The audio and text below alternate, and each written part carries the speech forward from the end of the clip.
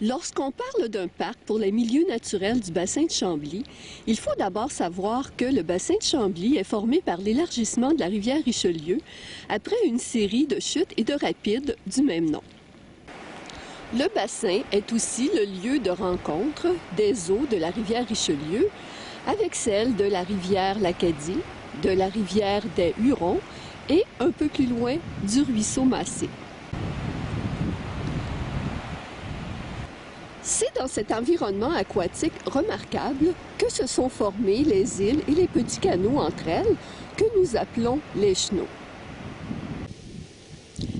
C'est un lieu de prédilection pour la reproduction des poissons, un habitat naturel pour différentes espèces d'amphibiens, d'insectes et un refuge pour les petits mammifères. C'est aussi une halte migratoire de première importance pour les bernaches, les oies blanches et les canards de multiples espèces.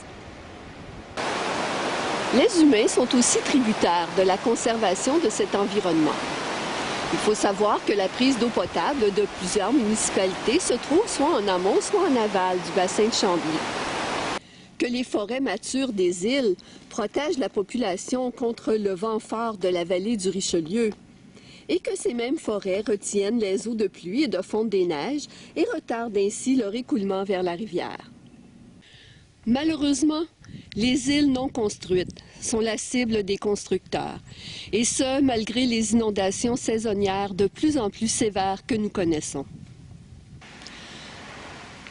Parce que les écosystèmes ne connaissent pas de frontières municipales, le collectif pour le parc du bassin de Chambly est un regroupement régional d'individus qui s'est donné comme mission d'éveiller l'intérêt de nos concitoyens pour le milieu naturel exceptionnel qui nous entoure et d'alerter la population concernant le couvert forestier en constante disparition.